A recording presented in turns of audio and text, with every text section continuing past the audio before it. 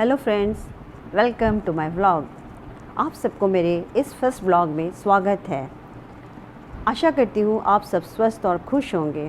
Friends, मैंने ये blog क्यों क्रिएट किया आप बता सकते हैं? नहीं, मैं बताती हूँ।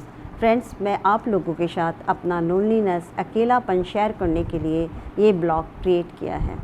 फ्रेंड्स, मैं बिल्कुल अकेली रहती हूँ और मेरी शादी ब्याह भी नहीं हो पाई है, इसीलिए मैं अकेली हूँ।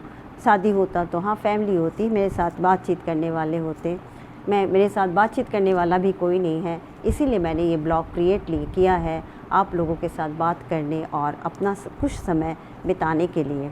Friends, I hope you all will like my channel and I'm requesting you to please like और सब्सक्राइब ज़रूर करिएगा और बेल आइकन को दबा दीजिएगा ताकि मेरा हर ब्लॉग का नोटिफिकेशन आप तक पहुंचता रहे।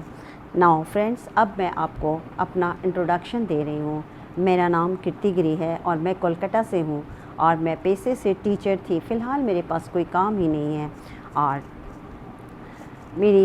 मैं 60% हैंडीकैप भी हूँ और मेरी शादी ब्याह भी नहीं हो पाई है और मैं बिल्कुल अकेली रहती हूँ। Friends, I hope you all will cooperate me और मेरे साथ बने रहेंगे और सब्सक्राइब और लाइक तो ज़रूर करेंगे और बेल आइकन भी दबाएंगे। फ्रेंड्स, अब मैं आपको अपने परिवार की छोटी सी कहानी मेरी ज़ुबानी सुनाने जा रही हूँ, क्योंकि फ्रेंड्स, इंसान कैसे धीरे धीरे स्वस्थ इंसान हैंडीकैप बन जाता है, मेरी इस कहानी को सुनेंगे तब आपको पता चलेगा। फ्रेंड्स, एक छोटा सा परिवार था जहाँ विडो मदर के साथ 4 भाई बहन रहते थे। चारों स्टूडेंट थे और साथ साथ तीन भाई बहन कुछ न कुछ काम करते थे। छोटा वाला कुछ नहीं करता था, पढ़ता था। बड़ी दीदी किसी ऑफिस में अकाउंटेंट थी, बड़ा वाला भाई भी अकाउंटेंट था और मैं भी किसी स्कूल में पढ़ाती थी, प्लस बहुत सारे ट्यूशन्स करती थी। इस तरह हमारा घर आराम से चलता था और समय कट रहा था। जैसे जैसे समय कट रहा था, दीदी की शादी की बात चली। हाँ, उनकी शादी भी हो गई, वो अपनी गृहस्थी में मग्न थी। तब बाद में बड़े भाई की भी शादी हुई, वो भी अपने घर में मग्न था अपने परिवार के साथ। इधर मेरी शादी की भी बात चली। हाँ, फिक्स भी हो गया, तय भी हो गई, सगाई भी हो गई।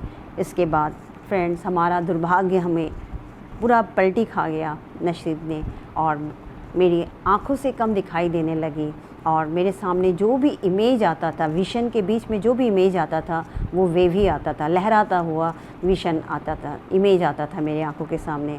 तब हम लोग डॉक्टर के पास गए। डॉक्टर ने इमीडिएट इमरजेंसी ऑपरेशन कहा, किंतु हम लोग रात को जब डॉक्टर के पास गए तो सर्जन ने बोला कि रात को हम लोग अटेंड नहीं करेंगे। दूसरे दिन फाइनली दूसरा डॉक्टर तय हुआ और मेरा आँख का ऑपरेशन हुआ। आँख ऑपरेशन भी उतना सक्सेस नहीं हुआ। उस समय -14 और -12 का मेरे को पावर मिला और रेटिना सीवियर डिटैचमेंट था। मेरे आँख का रेटिना बिल्कुल फट गया था और ऑपरेशन के बाद इतना पावर मिला और जैसे तैसे मैं गुजर बसर कर रही थी और धीरे धीरे समय कटता गया और मेरे पास ट्यूशन्स, स्कूल के जॉब फिर वापस आ गए और मेरा गुजर बसर आराम से होता गया। और उसके बाद ये तो दुर्भाग्य था कि शादी कट गई थी और थोड़ा तो मायूसी आएगा ही इंसान में। तब हम लोगों ने 4 धाम की यात्रा की। मैंने अपने पैसों से उस समय मम्मी को लेके 4 धाम गई और मैं भी गई थी मम्मी। 4 धाम से आने के बाद फिर हमारे साथ एक बड़ा दुर्घटना हुआ जो कि मेरी ज़िंदगी को और भी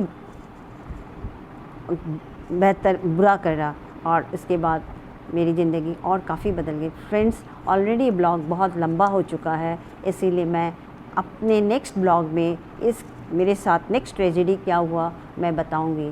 सो प्लीज़ मेरे ब्लॉग के साथ बने रहिए और लाइक एंड सब्सक्राइब ज़रूर करिएगा और take care, bye bye, see you in the next blog.